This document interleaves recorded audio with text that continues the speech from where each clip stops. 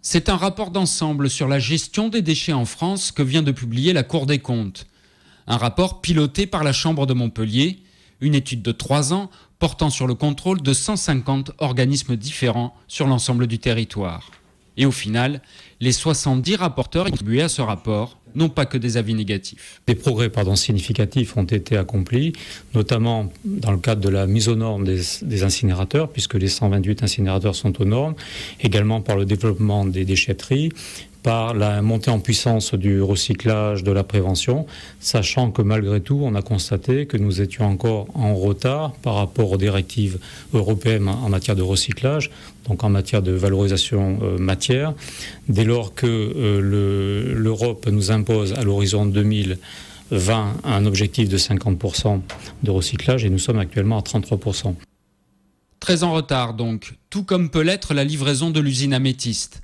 Un projet voté en 2003 pour un montant de 57 millions d'euros et dont le coût final a augmenté de 54% selon la Chambre pour finir à 87,9 millions d'euros. Il y a de nouvelles obligations qui sont apparues au niveau technique que nous avons été obligés d'intégrer dans la construction de l'usine, ce qui a fait augmenter le chiffre qui était prévu au départ. Elle a coûté cher parce qu'il a fallu enterrer l'usine, coucher les digesteurs, abaisser la cheminée. Tout ça coûtait très cher à Montpelliérain pour rien, pour un emplacement urbain stupide, inutile et dangereux.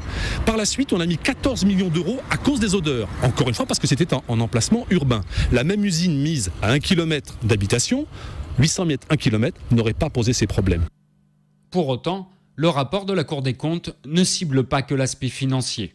Il y a un certain nombre de dysfonctionnements qui tiennent pas à l'équipement, mais qui tiennent à ce qui rentre dans l'usine. Tout dépend, la qualité de ce qui sort de l'usine, le compost notamment, dépend de la qualité de ce qui y rentre. Et ce qui y rentre, c'est le tri fait par les habitants, les producteurs de déchets, de façon à assurer en entrée d'usine un produit qui est susceptible d'être traité dans de bonnes conditions. Or, ce n'est pas le cas actuellement à Améthyste.